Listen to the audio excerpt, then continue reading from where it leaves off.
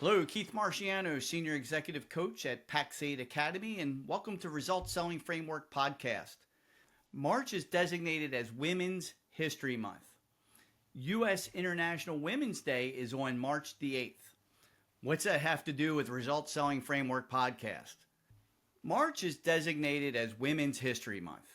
U.S. International Women's Day is on March the 8th. So what's that have to do with Results Selling Framework Podcast? Women's History Month provides an opportunity to raise awareness about the ongoing challenges and inequalities that women face globally, such as gender-based violence, wage gaps, and underrepresentation in leadership roles. In sales, I've worked and hired many women as salespeople. As with any salesperson, regardless of gender, there are good ones and there are bad ones. Women, in my opinion, do have advantages and some disadvantages of being salespeople in the business world.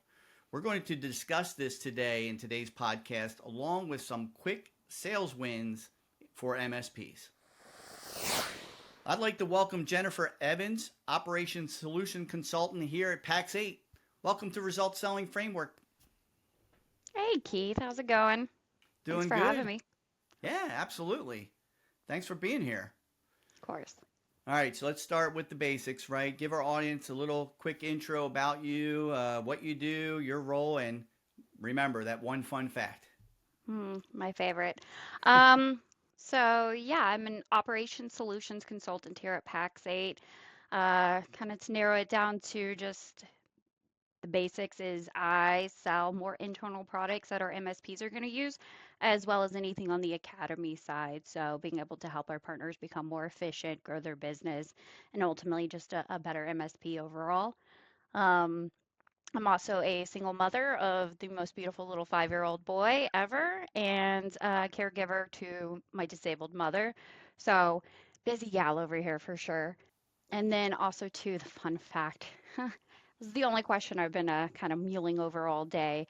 Um, some people out there might understand this, but I hate this question. I'm just so busy. I'm doing everything. But my fun fact is I hate fun facts. There you go. Uh, Now you're busy for sure. It sounds like you do a lot, for your family. It's fantastic. That is the fun fact, right? Take care of your family, the people you love the most, right? there you go. That's a good one. Yeah. Family comes first. That's absolutely. Yeah. So tell me, and tell the audience, like, how did you get in sales, and what kind of drove you to a sales career, and what makes you passionate about being a salesperson? So I feel like when I was younger, I was one of those, I didn't know what I wanted to do with my life, right? I tried a bunch of different things and kind of just, was a little all over the place for a while. But I think where I started getting some of my sales abilities, and not everyone would agree, but looking back at life, I actually was a server when I was in college. I was taking care of my mom, I was doing serving. But with a lot of jobs out there, there are some skills that are required in there. And I feel like being a server was one. You would have your regulars come in, you would talk to them, cross sell and upsell was definitely part of it. But it wasn't my favorite part of it. I think it was when you would get your regulars, they'd come in, you would get to know them, you would have conversations, they would really just like open up to you as kind of a therapist in a way. But that's where I found that love of just really being able to be there for people and be able to kind of figure out what's going on in their life and being able to kind of help navigate that. And obviously, I'm selling them food, so couldn't really do much with that. But I realized when I did start getting into more sales focused type of roles that those skills really they segued into it. Being able to listen to your clients, listen to their needs, listen to their issues that they're going through. So, being able to listen to them and their problems and what's going on and being able to actively listen, being able to actually get down to what the problem is instead of listening to respond was something that I felt like I was really passionate about. And it's helped me be really successful in my career. So, yeah, I think that's That's the, great. I yeah. I, I coach a lot of partners around, like they're like, hey, what's What's some areas I should look? Where should I look for a salesperson? And when they get into like, hey, I'm good about skilling somebody up from the ground up, entry level, I always say like hospitality or the restaurant business because, like you said, you're having conversations, right? That's what you're doing, Hmm. and you are doing a little bit of sales, but no, you're used to the variable income and just really again carrying on the conversations. I love the part where you talked about active listening. We'll definitely touch on that later on. So, being that it's Women's History Month, and you're obviously, caring for, caring for your mom, you're raising your son, just amazing from that aspect alone, Jennifer. Just give me a scenario in your sales career where, something went wrong and what you learned from it. Yeah. There's definitely plenty, and I feel like they're still going to happen, and it's learning fast and changing your perspective and how you approach things. But I think one of the biggest areas or one of the biggest moments of my career that really stuck out was I remember when I was in my first really fully dedicated sales position and working in the channel. And it was me and two other women on our team. It was mostly men, sales-based organization. And I just didn't feel like I connected, right? I felt like it was, the boys' club. I was talking to a bunch of men. I was getting mansplained, and I just didn't feel comfortable. And it was really hard to enjoy my job. It was really, I just didn't see where it was going. And this is why I tell women when I talk to them, you need to find your circle. You need to find your people within that company, especially if you're one of the only few women there. But I was fortunate enough, as well as the two other women on my team, where we got to go to a women's event. It was Women in Tech or one of those events like that, which are fantastic. But I remember I was sitting there and I was listening to these very powerful women CEOs and, um, COOs and just, C-suite coming up and talking to us and being able to listen to them and their stories and what they've overcome, everything from homelessness to domestic violence to, real everyday issues that women deal with and just seeing where they got with their life because I didn't connect. I thought, there's people in these positions, they went to the right schools, they knew the right people. That's never going to be me. And so, listening to these women tell their stories and what they've overcome, it really made me feel connected and like I could actually start seeing that path for myself, all because I didn't fit that mold doesn't mean that, that's the mold that I want to because a lot of these women didn't do it either. And so that was a really powerful moment in my career. And I wouldn't say it was a whoopsie, but it was more along the lines of I just wasn't feeling in the right spot. I wasn't feeling that connection. So I took all of that and obviously the advice and the sales skills and everything and applied it to my day to day. But it was just really getting that perspective of you don't need to be that ideal person you have in your head to be able to do and be powerful in this position in this realm and to be able to accomplish what you want. So I would say that was probably one of the more powerful scenarios in my career that really took a big effect on me. That's amazing. Thanks for sharing that. That's incredible. I'm sure there's uh, women out there that that would resonate with. So yeah, thanks I for hope sharing so. that. Probably very impactful for somebody listening. So you touched on one thing that kind of continue the conversation on like sales. Sales historically was, I'll say, was a male dominated role. Uh, the tech world for sure male dominated for years. I remember going to IT events even 10 years ago. Men everywhere, barely any women. Now you see so many women in the channel. You heard it during my intro. I don't feel gender plays a factor in if a salesperson's successful or not. Right? I think I've seen crappy salespeople that are both men and women. I've seen great ones that are both men and women. So experiences as a woman, good and bad, during your sales career? Yeah. Definitely a lot of both. I would feel like more good than bad, especially as I feel like women are now becoming more salespeople, more comfortable in these positions. But I know early on, When I was in a technical sales role, I did get a lot of mansplaining. You know, you come in, you're a sweet gal, whatever they want to call you, and you're coming in, and these men are used to working with other men. They're used to having male engineers, male salespeople. They kind of have that bro code talk that they have going on. So I know I got a lot of mansplaining when I first started, where I really had to prove my worth. I had to come in. I felt like I had to know more than the boys did, just to be able to prove myself. It didn't matter if we leveled up on what we knew, or maybe I was a little bit better. It was never enough. So I definitely had to be an overachiever and just go that extra mile to be able to really just prove myself to these men, especially the first time I came in. You know, they would try to tell me what the product was or tell me how it worked. And I'm like, no, no, no, no, let's take a step back. I'm here for a reason, right? I have this role, I know what I'm doing. And even if I didn't, it's just being able to have that confidence to be like, okay, well, I don't know. Let me ask some questions, figure it out for you. And then I can go find out. And that helps me ultimately become better at what I need to do in my position. So being confident with that. And then on the other spectrum, good things. I mean, heck, there's so many. I've found other women that are just powerful and strong and that are crushing it in this realm. And I've been able to really start um, just great friendships that I'm going to have hopefully for the rest of my life, of women that are just experiencing this with me as well. And then, you know, just being able to be empathetic and use the skills that I was given, or that, you know, are more natural to me, to be able to become a better salesperson.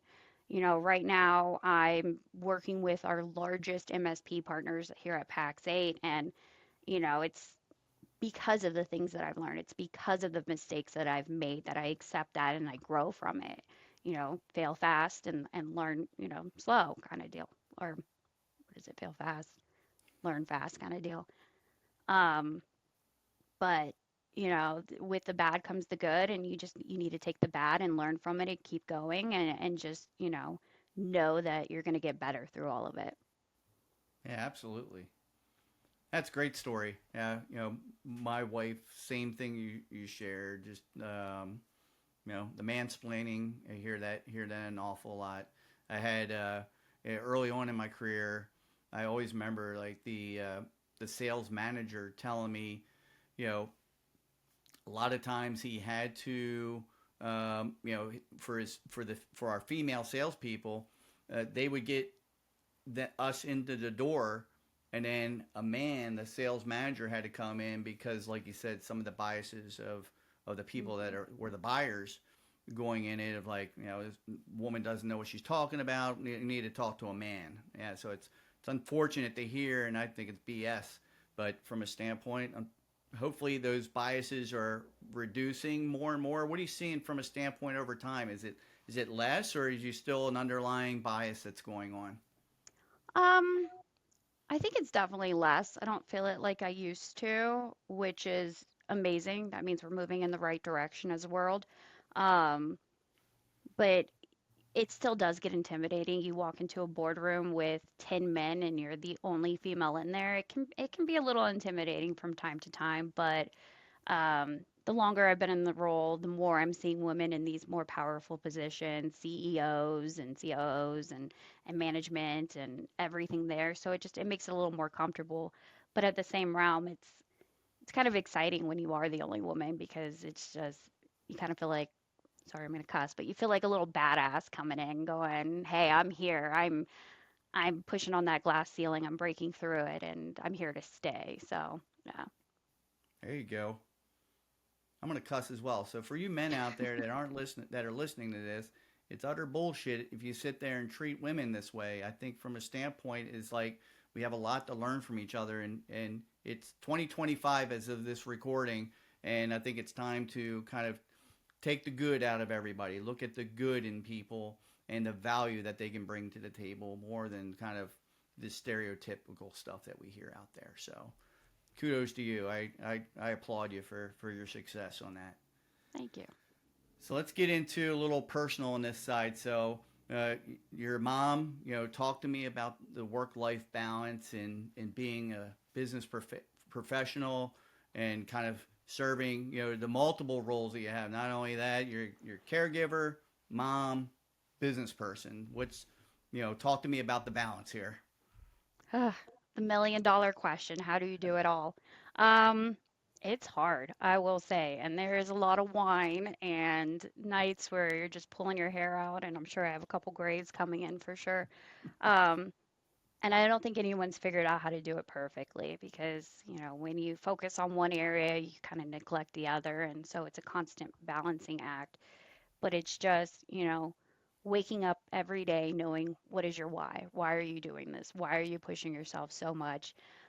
Why do you keep doing this? And, you just push yourself a little bit more every day and it becomes easier and easier and you kind of get into that routine. And um, I've been fortunate. I have an amazing manager who he also has children or a child. And so he understands. So he's been really receptive and understanding when certain things come up. Um, but it's it's a struggle, that's for sure. It's not easy, but it's just, yeah, putting priorities and knowing what your why is and why you're doing what you're doing and just sticking with that. That's huge. What is your why? My son, That's my son. Yeah, that's awesome. yeah. I want to That's be awesome, Jen. that badass mom that shows him how to, take over the world one day, There you maybe. go. We'll see. Yeah. Yeah. Yeah, he's watching you, so that's he'll. My mom was a single mom, and I kind of look. It took me a while till I was older to kind of respect that and really admire that. And I think from a standpoint, it's like kind of you said, it's like, wow, it's like you, you not only raised us, but you supported us through a pretty tough time. So yeah, I applaud you for that. Thank you. Appreciate All that. right, so give you a little time to rub it in now. So what do women do better than men in sales? Because I think there's Everything. quite a bit that women do way better in sales. Everything. Um, no, I mean, there's definitely a balance there. Some men might come in with more confidence or different things, but just from my perspective and what I've seen from other female sales professionals, I think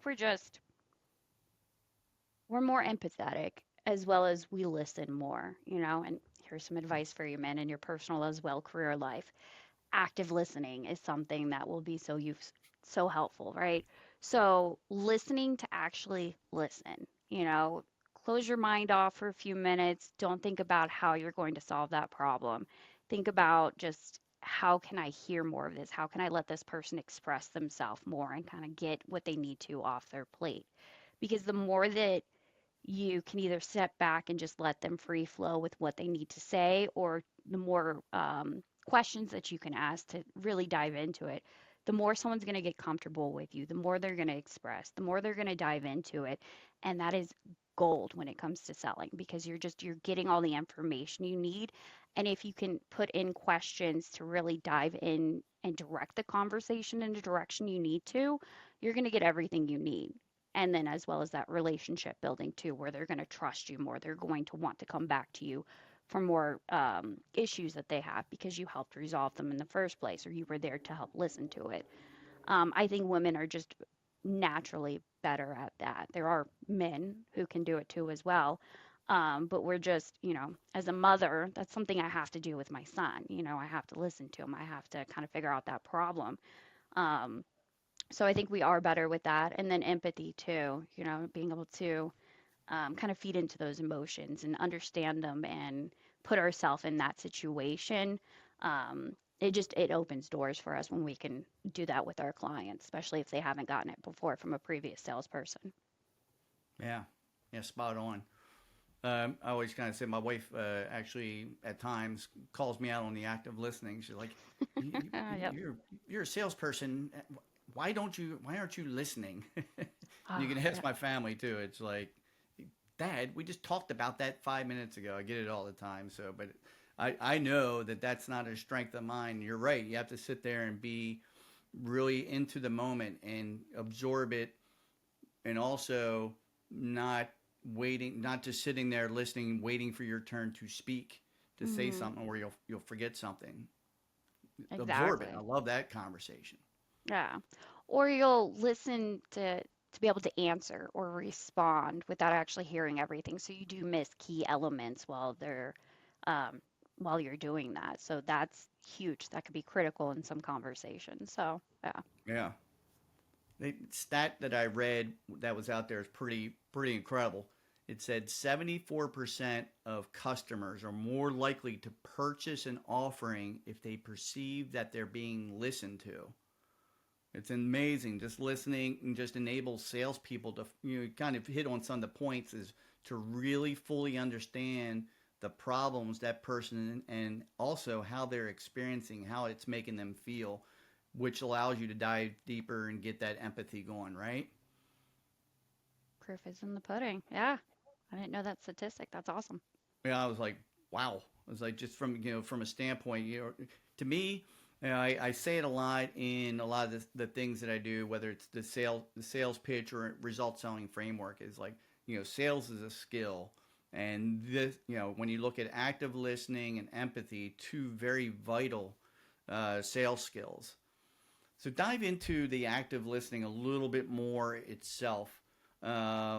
From a standpoint, you can use real world examples with what you're doing with clients. Just really our listeners will get, maybe some takeaways around ways that you use active listening, some maybe traits that you taught yourself that are probably habits, muscle memory now. So yeah, with how my relationship is right now with PAX8 partners and how they have an account manager as well as different specialists, including myself, that come in. We have monthly syncs or cadences with them where we'll go in and just, hey, how are you doing? How's, business going? What are some pain points?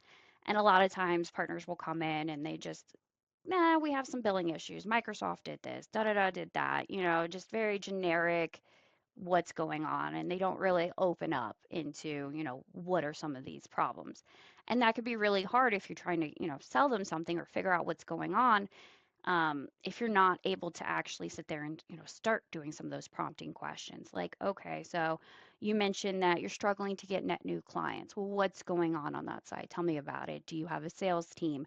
Do you have owner-led sales? What does that look like? How many clients are you selling? And then start pulling some of those threads, and then ultimately some of the issues are going to start coming out. So, oh, it's owner-led sales right now. It's just me. I have too much on my plate, but I'm considering hiring maybe a new salesperson. Okay, cool. Tell me more about that. What do you have currently going on? What does that look like for being able to put out even just a simple um, job ad or job posting, right? And then, then they start kind of getting into the weeds a little bit more and telling you, oh, well, I just don't have time for that. Or, I'm doing so much, I'm wearing so many different hats that I'm really struggling in these areas. Oh, I'm sorry to hear that. Okay. And then start pulling that thread some more, what else is going on? What's kind of taking, that time up? And, maybe it's they want to scale someone up or, different things. You start finding those problem areas. The more questions you ask, the more you're really actively listening to what they're saying, and then that's how you find opportunities. You're finding those business issues and those struggles that they're dealing with. And then that's when you can kind of start aligning it with what you have to offer to be able to help them be better or get better in that area. Hey, let's go talk to Keith over here about some coaching. He can help you with some result selling framework or, just different things like that. But just, being able to pull those threads, being able to take what they're saying and being able to kind of align it to the conversation path that you want them to take.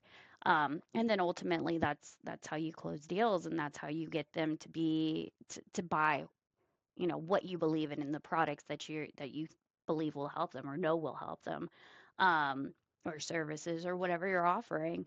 So, just, kind of pulling those threads and listening and just keeping an open mind as you're going through it. Yeah, I love that. The kind of pulling threads analogy. It's just really, going deeper and asking more questions. It's really to get to the root of what the problem is. Like you said, I just don't have time to do it. Right. That's really the main blockage that person would have, and you just kind of need it. Hey, how's that impacting? Sorry to hear that. The empathy kind of weaves in naturally. I coach partners around. Look, we're not selling anything really. We're solving problems, right? Some of the best salespeople I believe are really that's the mindset behind it. From a standpoint of these, named a couple really good sales skills. What do you do? What do you do to kind of with the little time that you have, Jennifer? What do you do to kind of improve your own skills, these soft skills that we're talking about here? Um, yeah, so I like listening to different podcasts from time to time. I don't always get enough time to be able to do that. A lot of it is trial by error, switching things up and seeing what works, what doesn't work. I also lean on heavily other people in my role or on my team to kind of figure out what they're doing and what's successful and incorporating it into my sales pitch or my sales strategy, right? Because it might work for them, maybe it doesn't work for me. But something that I've started actually implementing a lot more is storytelling, right? So painting the picture for your partner to be able to tell them the story of these products. Maybe another MSP did it, and here's how they had that exact same situation or scenario, and they were able to implement X, Y, and Z. And here's the outcome from that. And just, giving more of that visual versus talking to them perspective. I feel like with me, I don't like being talked at. I need that visual. So I think it can be more powerful just depending on who you're selling to. And, everyone's a little bit different. Some people like to read things and information. Some people need that story to be able to visualize it. So it's just, trying different avenues and different things until you figure out what's successful and what's not. And using some of your experiences to other people selling to you and what you thought was, um, a good skill that they did and, maybe stealing it or borrowing it. But yeah, I do a lot of that. So Yeah, it's that's fantastic. I think storytelling it's another sales soft skill. The people that can kind of tie in what the problem is and share like, hey, I have another client that had the same problem and boy, it was impacting them the same way or in different other ways. And this is what we did to solve it. This is what you can do to solve it. We have that expertise. Telling stories, kind of tying that together is really an art. And I yeah, like also the other piece and dive into this a little bit more because I think it's important for the people listening, MSPs out there, is that we don't practice this in front of clients or prospects, right? You mentioned like colleagues and things like that. Kind of tell me about some of that role play and those conversations that have helped you and what you did to kind of hone in on that conversation or that skill when you had to when you get in front of the actual client or prospect. yeah. Um, so I'll be very honest. I'm not the biggest fan of role play, but it is a necessary evil, right? So, just being comfortable in front of other people in your group, other people on your team, and being that vulnerable self, knowing that, hey, I'm not going to be perfect was something that was very hard for me. I'm a perfectionist when it comes to certain things, and that was one of them. And I didn't want someone to tell me, no, Jen, this is not good at all. But it's, I'm getting more comfortable. The older I'm getting, the further along in my career, I'm getting more comfortable with that and accepting that I'm not going to be perfect. And there's always room for improvement, right? No matter how long you've been doing it, matter how long you've been selling, you end up taking it away from the basics and just constantly revamping it. And sometimes you need that little push on the back that, hey, you need to take it back to the basics, right? You're missing out on these key elements that you had previously, but you tweaked it too much. So it's, being able to find those little things and those little tweaks is super beneficial when it comes to, somebody else who knows what you should be doing and having those conversations. Um, but yeah, I had a conversation with my manager the other day, and he was the one was like, Jen, take it back to the basics. You're overcomplicating this. You know these conversations and where they go, but you're going from here to here while the partner's still there. You need to take it back. So that was something I got called on recently. So I'm working on going back to that again. But yeah, I've been in sales for what, 8+ years, if not longer. And yeah, sometimes you need that person and that perspective to kind of take you back to those winning key elements that you know what you should do, but you just kind of overlook them or forget or kind of, you know, move past it. So, Oh, I love this. This is awesome. From a yeah. standpoint, the fundamentals that I coached baseball for years, and that was it. Like it all kind of like you forget the fundamentals, all of a sudden something is wrong with your game, right? Whether it's hitting, fielding, pitching, whatever. Um, yeah, I love that conversation. I hated role play too, by the way. I thought it was Mm, super awkward, right? I mean, it was just like so bad. it's Yeah. like put you on the spot, but I always kind of took it from a standpoint. I don't know about you, but it was like, all right, I could, it was helping me.